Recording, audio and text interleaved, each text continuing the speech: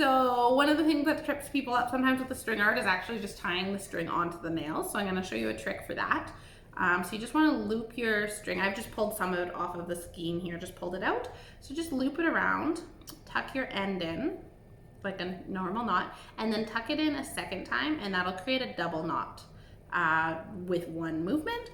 And then you're just gonna choose whichever part of your thing you're starting on, whichever part of your design, loop it over a nail and then pull it tight.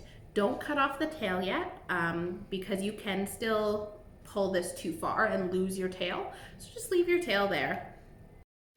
So now that you have your string tied on, you can start stringing. I'm gonna start with just this little part here of my paw. You can use your paper copy as a reference to keep yourself in the lines of where you're supposed to be stringing, so you're not stringing random places. So we're just gonna kind of keep a light hold on your tail for the first little bit just to make sure you don't pull it out. And then you just randomly choose a string, pull it over, loop around here. You can use your finger also to hold it in place when you loop the next one. And just loop around. And just how you do this is random. I try and make sure that I'm not hitting any one nail more so than any other ones. So even though it is a random, I kind of have some thought process to it. And this is a pretty small area, so once you're happy with the design, then you can move on to the border step for that area. Okay, so to do your borders, I like to wrap my nail around the end, one that I ended out, just to keep it a little bit more secure. To do your border, you want to keep your string all on either the outside or the inside of your nail design. So I'm going to do it on the outside because that's the way it's already facing. So you just want to keep it around this way, around the outside of each nail until you get back to the original one.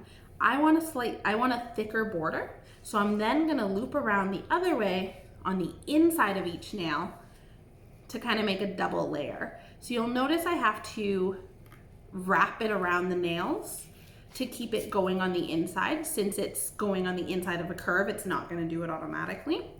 So you just give it a wrap around each nail as you're going. Then once again, you're back to the nail you started with. The other thing you can do if you want an even thicker, more distinct border is you zigzag between your nails. So front, back, again, you're going to have to wrap it around sometimes to keep it in the pattern you're going. So around the back of this one, front of this one, wrap it around so I can go around the back and then the front. And if you really want to, you can go back around the other way.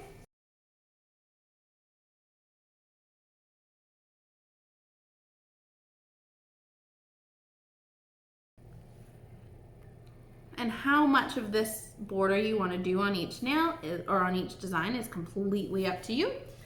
And then you're just going to tie it off the same way that you tied it on. It would have made sense to plan it out so that I ended on the same nail. I didn't. Luckily, it's easy enough to get back there. So I'm just going to make a quick trip back around, wrap it around that nail there, cut myself off a piece. And then I can tie it on to the tail that's already there. Just makes it a little bit easier. You don't have to do this. You can end on any nail you want and just tie it with the double knot loop that I showed you in the earlier video. And take a look like that. So then you can just cut off your tails and move on to your next section. If you are going to be doing your border and your stringing in different colors, keep in mind you always want to do the border last. Otherwise you kind of lose it under the random stringing. And if you're going to be doing multiple colors, whichever color you want to be on, to be more visible, the one that you want to be on top, make sure you do that last.